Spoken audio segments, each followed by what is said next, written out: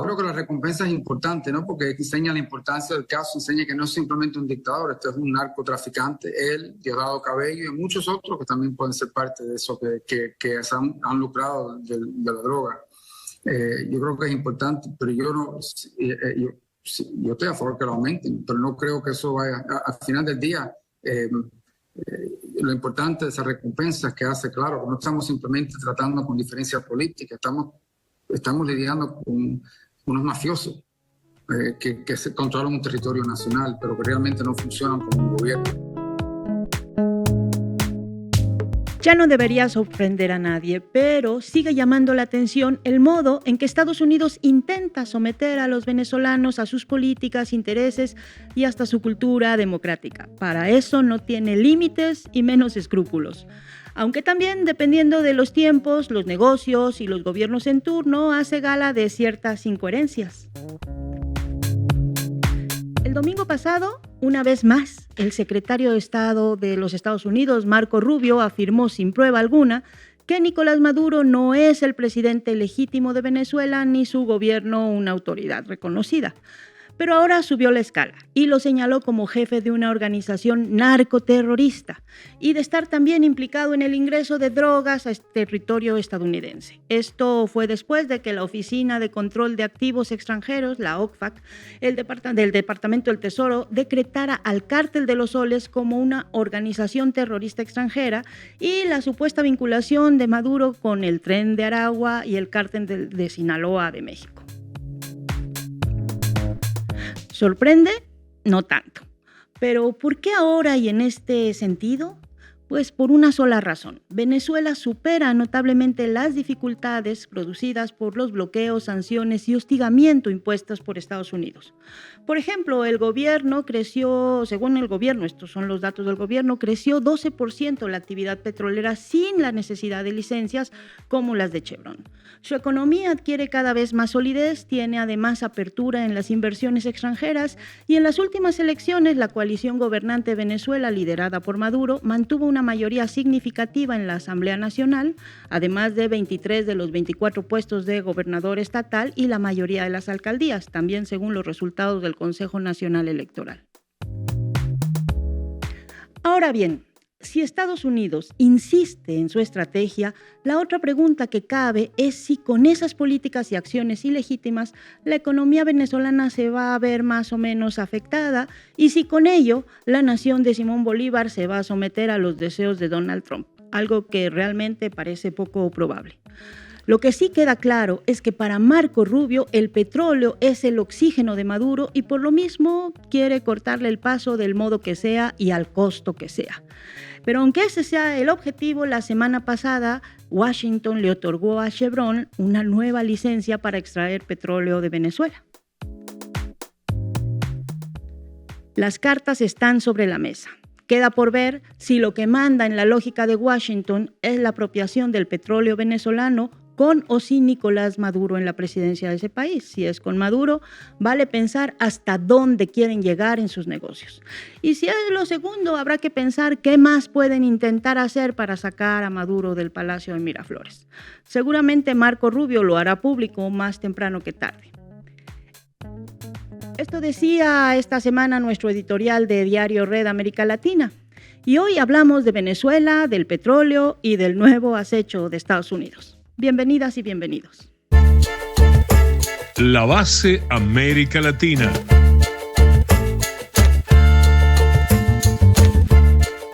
Buenas tardes, estamos en una nueva edición de La Base América Latina. Hoy vamos a hablar de este tema que ha sido también muy llamativo esta semana, Venezuela, el petróleo y los nuevos llamados de Estados Unidos ya no sabemos a veces a qué, ¿no? A veces es como con una mano golpean y con otra hacen negocios. Pero bueno, Marco Teruggi, ¿qué nos vas a traer tú? Bueno, vamos a hablar de geopolítica, la geopolítica entre Washington y Caracas, que a veces parece contradictoria, cambia, un día es una cosa, otro día la otra cosa. Dentro de Estados Unidos se golpean diferentes posiciones, a ver quién logra susurrarle al oído del presidente. El presidente es un caos y la cuestión es que es una relación muy interesante, mediada, claro, y obviamente por el petróleo. Por el petróleo y también por las narrativas. Estefanía Veloz, supongo que te has ido ahí a meter a los medios de Estados Unidos. Sí, y más o menos encontré lo mismo que decía Marco, que a veces sí, a veces no. Por un lado hay que respaldar las decisiones del presidente Trump y por el otro hay que seguir golpeando a Venezuela o al gobierno venezolano, pero vamos a ver cómo logran salir estos medios y al final los vamos a exponer como lo que son, pues hipócritas, ¿no? Y hoy vamos a tener a Eduardo García, que es parte del consejo editorial de Canal Red y el coordinador de la parte internacional del diario Red. Arrancamos, Juanma. Debí tirar más datos. Con Marco Teruggi. Venezuela está oficialmente gobernada por un presidente narcoterrorista para Estados Unidos. Es la conclusión que se desprende de la designación hecha por la Oficina de Control de Activos Extranjeros del Departamento del Tesoro, realizada la semana pasada, que designó al Cártel de los Soles como organización terrorista global. Abro comillas. El Cártel de los Soles es un grupo criminal con sede en Venezuela, liderado por Nicolás Maduro Moros y altos funcionarios venezolanos, que brinda apoyo material a organizaciones terroristas extranjeras que amenazan la paz y la seguridad de Estados Unidos, en particular el Tren de Aragua y el Cártel de Sinaloa, dice el comunicado oficial. O sea, lo más peligroso de lo peligroso relacionado con el Cártel de Sinaloa de México y el Tren de Aragua de Venezuela, ambas organizaciones declaradas por Washington como terroristas en enero de este año. Seguro ustedes se van a preguntar qué es el Cártel de los Soles según Estados Unidos. Bueno, Daniela, ¿podrías leernos por favor la definición oficial que nos dan desde Washington? Sí, claro, dice que está integrada por Nicolás Maduro Moros y otros individuos venezolanos de alto rango en el régimen de Maduro, incluidas partes del ejército, el aparato de inteligencia y la legislatura y el poder judicial. O sea, medio mundo. Civiles, militares, diputados, jueces, cualquiera que sea necesario para la acusación de Estados Unidos contra el gobierno de Venezuela. Y la noticia trajo la alegría del sector de opositores que piden, rezan y hacen lobby en Washington para que tenga lugar al fin una acción de fuerza contra el gobierno venezolano, como una captura de Maduro o de quienes están al frente de las decisiones en Caracas. Algunos incluso ya anuncian una pronta extracción de Maduro, es decir, una operación consistente en que un comando llegue a Venezuela, secuestre a Maduro y se lo lleve, lo extraiga hacia los Estados Unidos. Claro, quien no conozca la dinámica política y mediática venezolana rápidamente podría pensar que esos titulares dicen la verdad, pero un sucinto recorrido por los últimos años muestra que, según esos medios, Maduro siempre está a punto de caer, siempre está a punto de ser traicionado y siempre está a punto de ser derrocado. Y a esto se agregan otros elementos de creación de clima. No sé, Estefanía, si viste el mensaje en la red X de la Administración de Control de Drogas, mejor conocida como DEA. Sí, lo vi. De hecho, es del lunes pasado, donde suben la fotografía de Se Busca de Maduro por $25 millones. Una imagen al mejor estilo de Sheriff Internacional y de esos viejos carteles como The Wanted de películas del lejano oeste. Pero conviene hacer dos aclaraciones viendo esta imagen. Primero, que el aumento de recompensa fue presentado como si acabara de ocurrir cuando en realidad ocurrió en enero de este año. Y en segundo lugar, que es presentado como una gran novedad cuando en realidad es un tema viejo, pues si no me equivoco, ¿no, Marco? Así es, Estefanía, tenés buena memoria, porque de hecho viene de la primera administración de Donald Trump en el año 2020, cuando el Departamento de Justicia había acusado a Maduro de narcoterrorista, o sea, igualito ahora, y había ofrecido en ese momento, vemos en la pantalla, $15 millones por él, además de otros dirigentes del gobierno, en particular Diosdado Cabello. Eran días en que Trump y su gabinete de halcones poco lúcidos políticamente, la verdad, con veteranos al frente como Elliot Abrams o John Bolton, Bolton, desplegaban la llamada máxima presión sobre Caracas. El discurso era muy similar, cuando no calcado, al de ahora. Maduro debería mirarse en el espejo de Manuel Antonio Noriega, el panameño derrocado por Washington en 1989, y toda la estructura de poder está por desmoronarse en Caracas. Lo decían y lo dicen. Siento como una especie de loop al reconstruir esta historia así, Marco, o quizá una falta de creatividad por parte de Trump y de su gabinete, donde ahora están otros halcones como el secretario de Estado Marco Rubio y los llamados Crazy Cubans, en referencia a los congresistas cubanoamericanos de Miami, o quizá el senador Rick Scott. Sí, Rubio, el que justo esta semana tuiteó para defender a su amigo Uribe ante su condena, diciendo que su único delito ha sido luchar incansablemente y defender a su patria.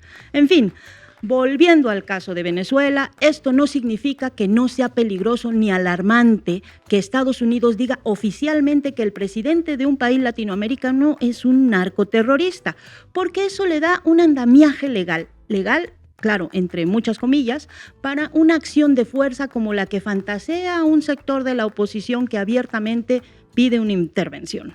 Bueno, aunque eso de la legalidad nunca fue un requisito muy estricto para Estados Unidos en su política exterior, que digamos, vamos a decirlo. Y la verdad que no. Y antes de enmarcar lo del anuncio del Cártel de los Soles en una secuencia más grande de hechos, porque solo así se entiende por qué pasó esto, no está de más decir que estos mensajes de narcoterroristas, de se viene la extracción, de esto está por ocurrir, busca provocar deserciones internas en las filas del chavismo. Lo que se conoce como shock and awe en teoría militar, que es que el enemigo se desmorone ante una gran operación, que en este caso es psicológica. Y ahora sí, vayamos a la secuencia. ¿Vieron luego de qué hecho pasó esto del Cártel de los Soles? Sí, luego de la nueva licencia para que la petrolera estadounidense Chevron pueda extraer petróleo de Venezuela y obviamente venderlo después. Ah, caray, el viejo asunto del petróleo, eso explica tantas cosas de la geopolítica real. Exactamente, Daniela, y en el caso de Venezuela ni les cuento. Bueno, resulta entonces que apenas días antes de que llegara la noticia del Cártel de los Soles, había aparecido la noticia de una nueva licencia para Chevron en Venezuela. Y acá conviene hacer un muy breve raconto para que se entienda lo que está pasando. Ocurre que hubo dos grandes momentos en las sanciones económicas contra Venezuela. El primero fue justamente bajo Trump en su primer mandato, cuando tuvieron lugar las medidas más fuertes contra la industria petrolera de Venezuela, una industria estatal, PDVSA, que fue en particular las sanciones a partir del 2017. Luego vino un momento de descompresión o un deshielo light, para ponerle algún tipo de nombre, con la administración de Joe Biden. Y en 2022, bajo Biden, Washington le permitió a Chevron volver a sacar petróleo de Venezuela y progresivamente también a la española Repsol, la italiana Eni y la francesa Maurel-Improm, que empezaron a reanudar actividades en Venezuela. Y adivinen qué pasó cuando volvió Trump en enero de este año. Pues una parte, con Rubio a la cabeza, planteó que había que terminar con las licencias otorgadas por la administración Biden e ir con todo contra el Palacio de Miraflores. Vamos a llamar a este sector el de los máxima presión. Y por otra parte, otro sector, con el enviado especial para Venezuela, Richard Grenell, plantearon que había que negociar con Maduro, hacer negocios y obtener resultados necesarios para Washington, como un acuerdo de migrantes o prisioneros. Vamos a llamar a este sector, pues, los pragmáticos. Tan pragmáticos son algunos de ese sector, como el propio Grenell, que incluso dijo que Trump, lo dijo hace muy pocos meses, no buscaba un cambio de régimen en Venezuela. Cambio de régimen es la manera diplomática en Estados Unidos de decir golpe de Estado.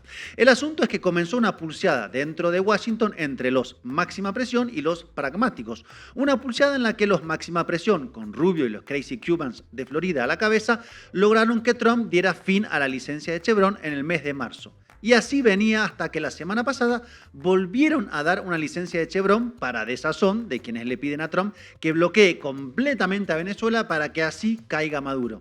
Y la gente dentro de Venezuela, bueno, bien, gracias, que revienten con el país. Entonces, unamos estos dos primeros puntos de análisis. Washington designó al supuesto Cártel de los Soles como organización terrorista justo después de darle una nueva licencia a Chevron. Una de cal y otra de arena. O una manera de hacer un control de daños para los máxima presión que se vieron muy defraudados con la licencia a Chevron. Y a su vez, la licencia Chevron vino a los pocos días del intercambio de prisioneros. Habrán visto la noticia seguramente. Claro que lo vimos, y es que 252 venezolanos salieron del centro de confinamiento contra el terrorismo en El Salvador, ese agujero negro que conocen, carcelario en Centroamérica, que fueron enviados a Venezuela, y los 10 estadounidenses que fueron devueltos a Estados Unidos. Vean el titular de la CNN que aparece en pantalla al respecto y dice intercambio de prisioneros, un idioma que remite directamente a los lenguajes de dos países que están activamente en guerra. Así es, interesante esa narrativa. Y a los 10 estadounidenses se sumaron además 80 venezolanos a ser liberados dentro del país, según afirmó el gobierno. Y lo que no se dijo en ese momento es que ese acuerdo entre las partes incluía también, o eso se desprende por lógica, una nueva licencia Chevron. Y claro, la pregunta sería ¿por qué darle una nueva licencia a Chevron justo cuando la habían quitado hace pocos meses para que opere en Venezuela?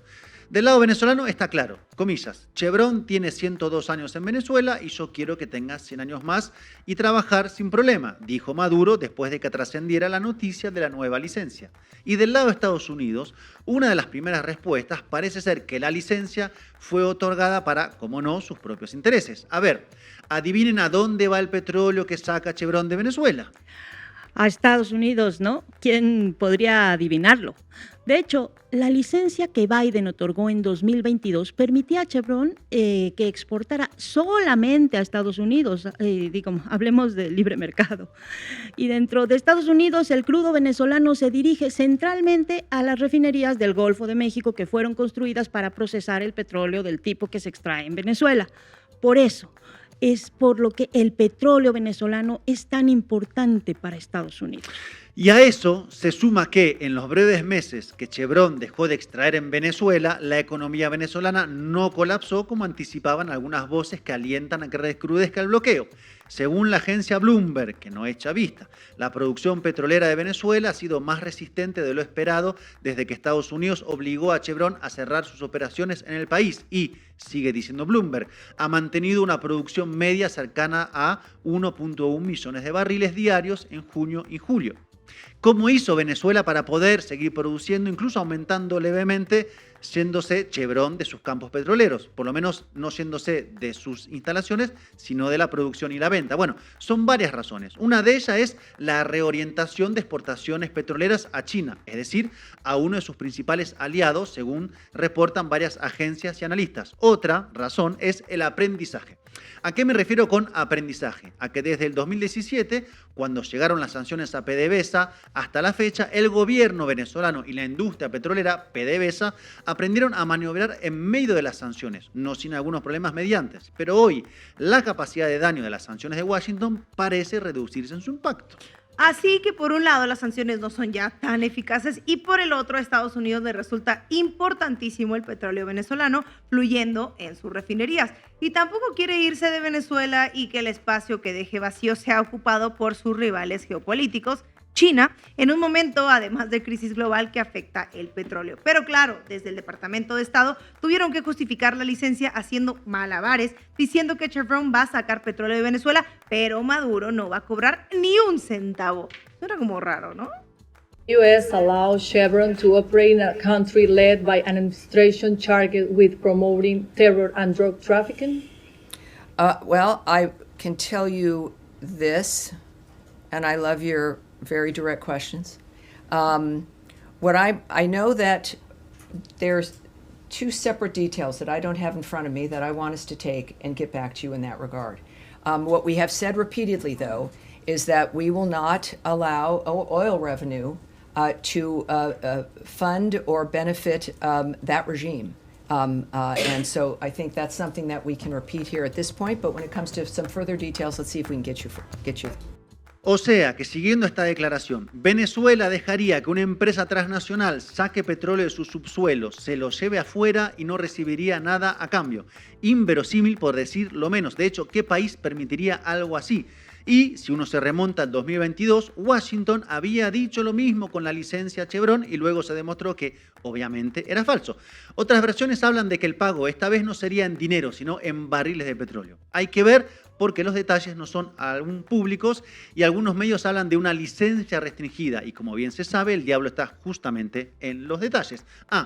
Y queda por ver si también les van a dar nuevas licencias a las petroleras Repsol de España, Eni de Italia y Maurel & Prom de Francia, que quieren seguir trabajando en Venezuela. En todo caso, la política de la administración de Trump hacia Venezuela es contradictoria. O tiene cambios a veces de un día para otro. Porque por un lado, como repitió Rubio este domingo, Estados Unidos no reconoce a Maduro como presidente, pero por el otro lado, se sienta a negociar con el gobierno de Maduro intercambio de prisioneros, envía aviones con migrantes venezolanos desde Estados Unidos a Caracas, otorga una nueva licencia a Chevron y reafirma que Maduro es un líder ahora no solo narcoterrorista, sino de una organización terrorista. Todo eso junto. Tal vez los idas y vueltas puedan explicarse por la lógica caotizante del propio Trump, por los codazos entre el lobby de los máxima presión y los pragmáticos para ser escuchados en la Casa Blanca, o porque en realidad Estados Unidos repite su repertorio de acción sin éxito en un conflicto con Venezuela que lleva un cuarto de siglo. Pero si algo es seguro es que Estados Unidos no va a desistir y tiene otras cartas sobre la mesa, como la zona de tensión creada entre Guyana y Venezuela, que son frontera.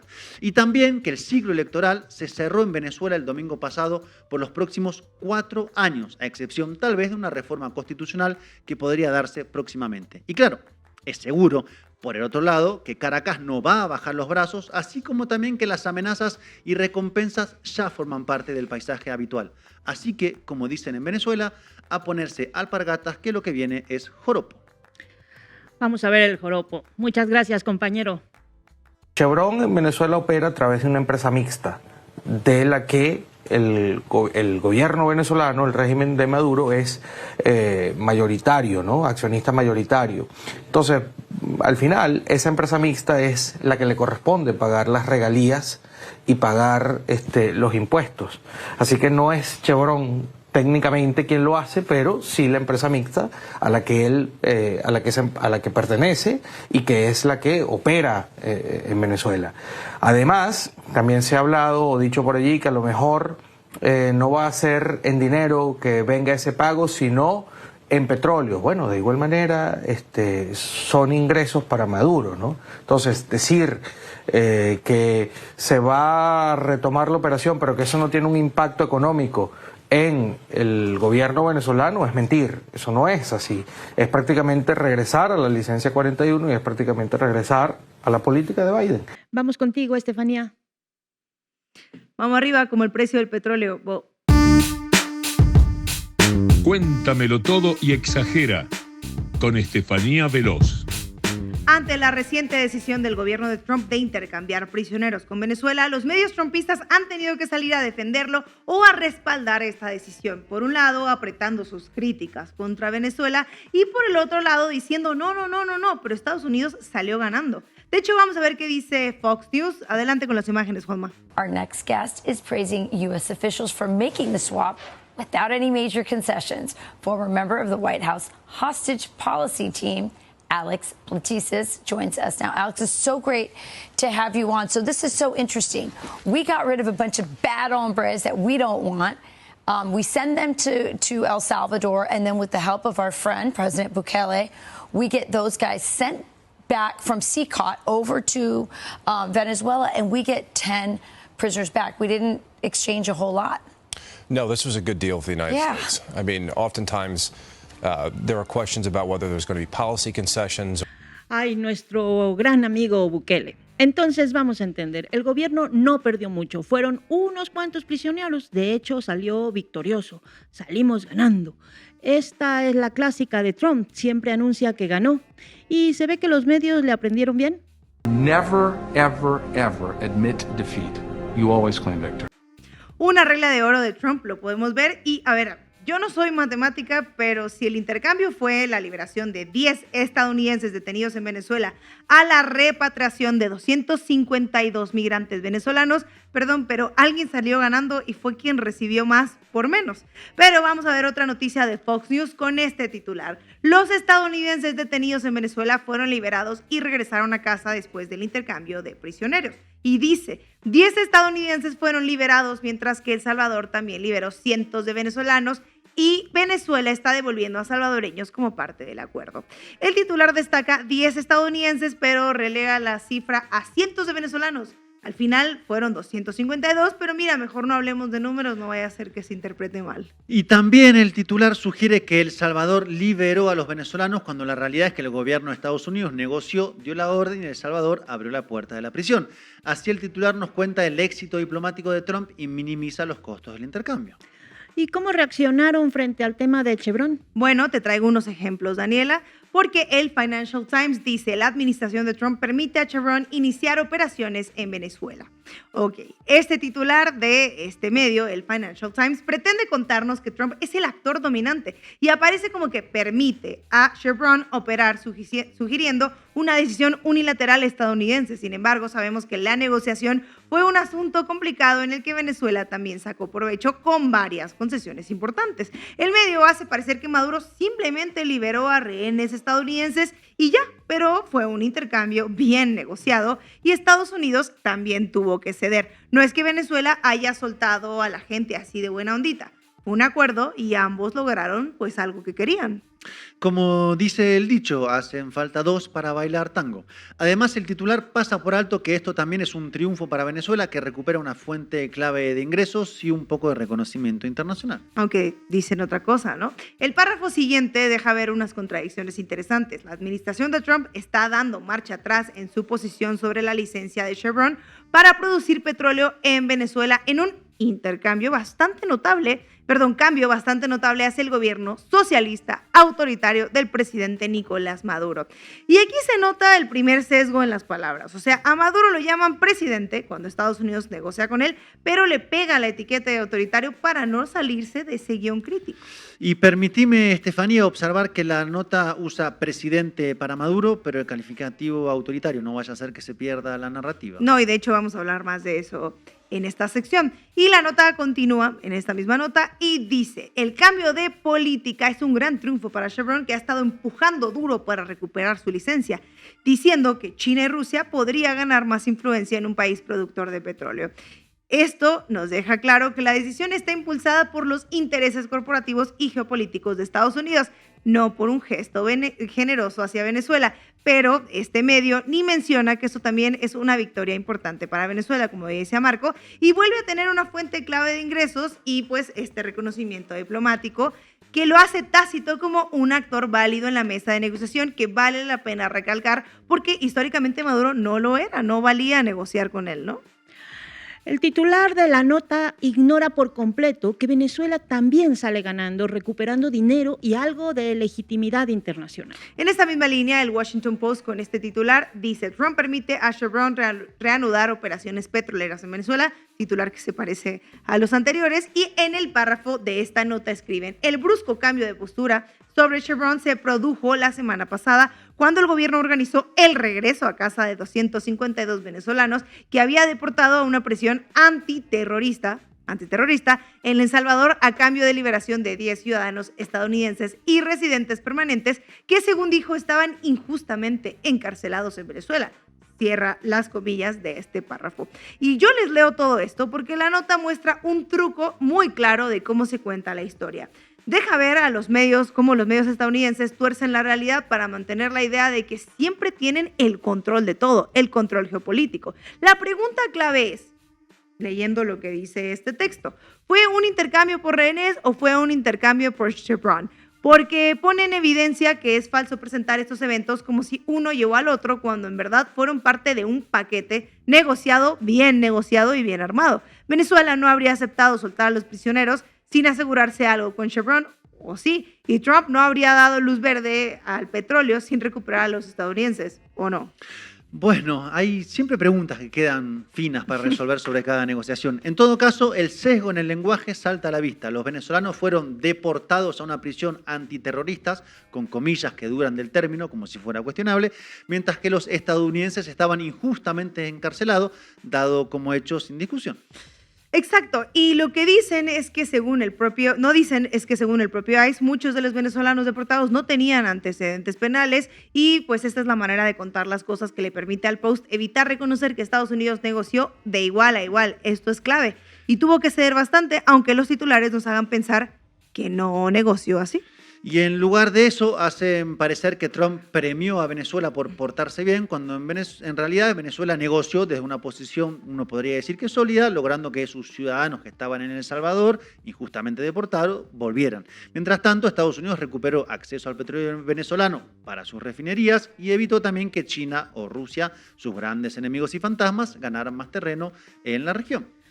Pero claro, los medios no pueden admitir esto sin tambalear la narrativa de que Estados Unidos, como la regla de Trump, siempre gana. Siempre gana y nunca aceptes lo contrario, escuchamos a Trump decir. Es innegable que el artículo oculta que fue pues esta negociación equilibrada, y no nada más este artículo, sino los otros que leímos, que usa este lenguaje que pinta a Venezuela como el que cede y Estados Unidos como el que premia y el que gana. Uno más, Fox News, Rubio destroza a Maduro, el Maduro de Venezuela, como líder narcoterrorista que amenaza a Estados Unidos, y esto se publicó, esto un año después de las disputas de la elección, dice el titular. Es curioso que le digan a Maduro el Maduro de Venezuela en Estados Unidos. ¿Qué otro Maduro conocen? En fin, el titular de Fox News, que salió justo una semana después de este intercambio de prisioneros, pues ya muestra este desorden narrativo de los medios estadounidenses cuando se trata de Venezuela, porque están diciendo que Rubio está deshaciendo a Maduro y llamándolo narcoterrorista, pero la realidad es que Maduro acaba de salir bien victorioso y bien parado de una negociación complicada donde logró varios triunfos, y muchos de estos se los dio pues el presidente de Estados Unidos. Los medios en Estados Unidos dejan de llamarlo dictador, como lo hacen todo el tiempo cuando se habla de negociaciones, y cuando se habla de estas negociaciones usan presidente porque son contextos diplomáticos, ¿no, Daniela? Sí, pero cuando toca mantener la narrativa de enfrentamiento para el público de casa, vuelven a narcoterrorista. Y este es un doble juego que nos muestra una vez más este lenguaje de los medios, que no es nada casual, según convenga geopolíticamente o le convenga al gobierno estadounidense. Es el momento donde Maduro es al mismo tiempo un enemigo destrozado y un negociador hábil con el que Estados Unidos cierra tratos y beneficia a ambos. El titular de Fox News muestra cómo los medios cambian el tono según la audiencia y el momento. Pero resulta que los medios estadounidenses tienen un curioso hábito cuando se trata de hablar de Nicolás Maduro y Venezuela, y no es cuestión de estilo periodístico. Hay un patrón que se repite como un guión bastante ensayado.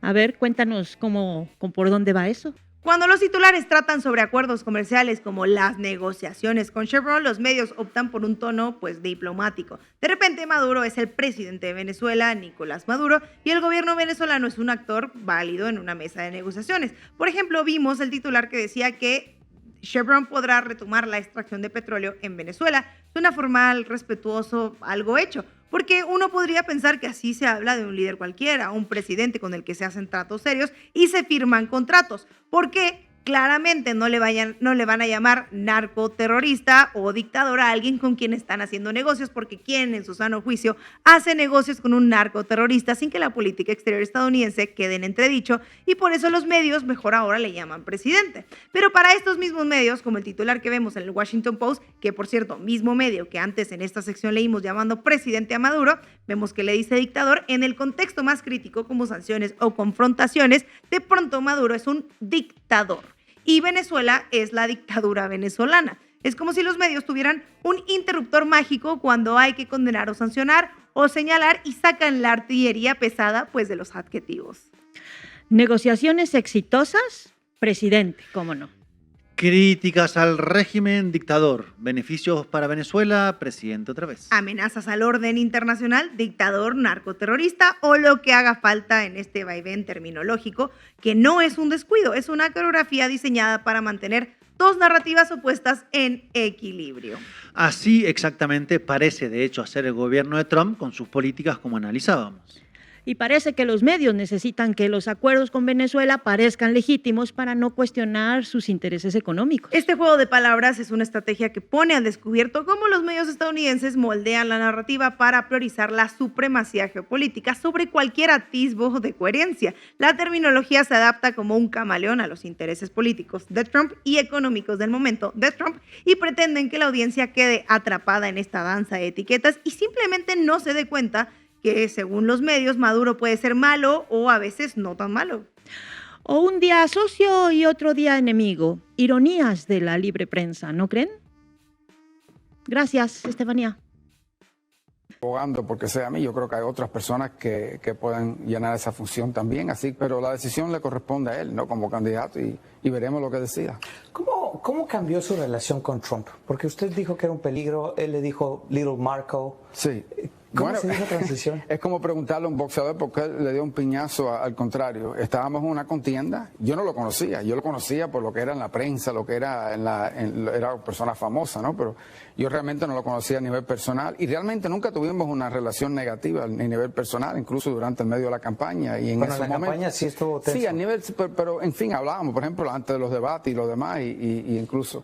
Pero eso fue una contienda. En las contiendas siempre ocurre eso. O sea, le diré que Kamala Harris también tuvo palabras muy fuertes para Joe Biden y...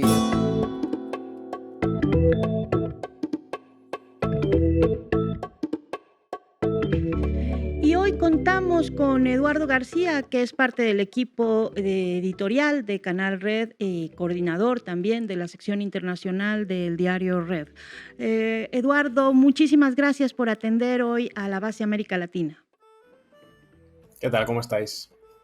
Pues yo quería preguntarte un poco qué implica que en estos momentos se dé a conocer este comunicado del Departamento del Tesoro de Estados Unidos en un momento en el que tenemos pues intercambios, negociaciones de presos, cuando tenemos también el tema de Chevron. ¿Qué está implicando este comunicado?